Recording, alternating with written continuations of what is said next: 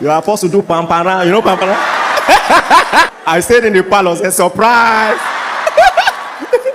They did. We like to pretend that we don't like the things we don't have. It's a coping mechanism. You say, what's there? There's nothing there. Are you sure? You know, a friend of mine was telling me, this was far back in 2006. He was telling me a sermon his pastor then preached in 2004. Thereabouts. The pastor said, I don't understand the force about phone. I don't need a phone. I've been there before. There was one sermon I preached, 2014.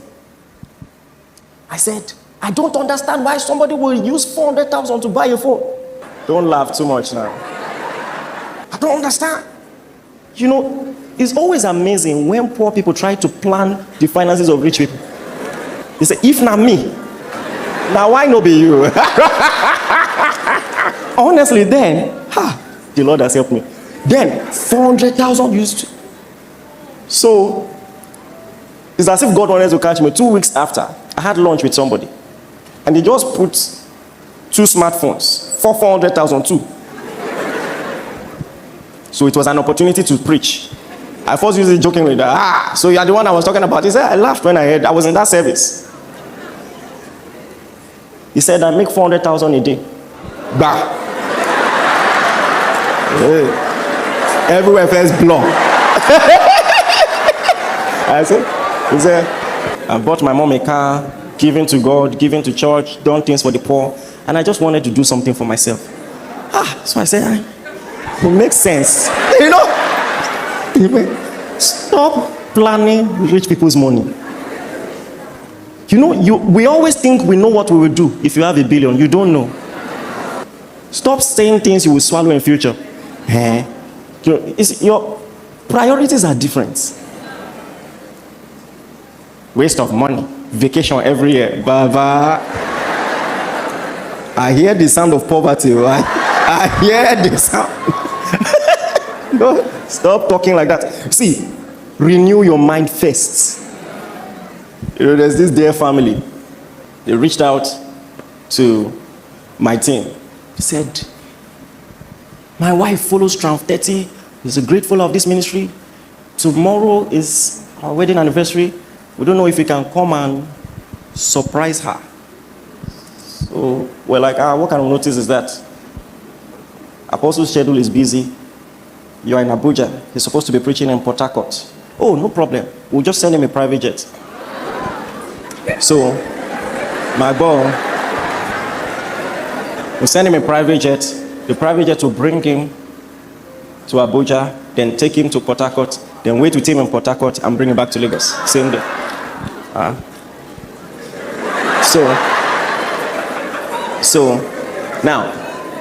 So I went there. See, if you like, laugh. You are supposed to do paranran. You know paranran?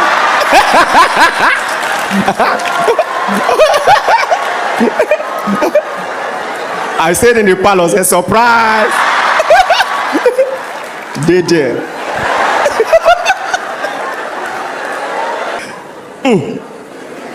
So, what you should now be thinking is the kingdom way to do it. There is a kingdom way.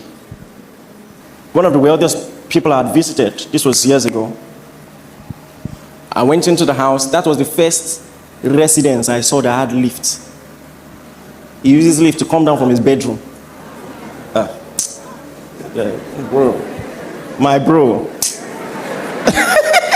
So, but one thing that caught my attention, as we opened the door, one of the kids in the house was mopping. And as we got in, she almost went on her knee and says, welcome, sir. You know, and all of that. So it dawned on me. It's possible to have money and have sense. It's possible. Durable riches and righteousness. It's possible to have money and still not begin to talk like a rogue. You don't have to talk to people anyhow. It's possible to have money and still see everybody as though they are made in the image of God. no matter the amount in their pockets. Now, this is where the Christian values come in, because you are in a fallen world. Don't learn their behavior. Don't learn their behavior. It was St. Augustine of Hippo who put it this way. He says, those who have money and don't have Christ have nothing. Those who have Christ and don't have money have everything.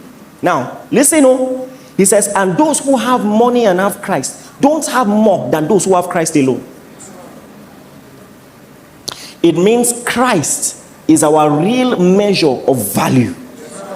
This is the mentality that will change. Listen, even if we have 1 billion churches, if we don't have this mindset, the church will not change the nation. Because if you're not careful, even in church, somebody will tell you, do you know why?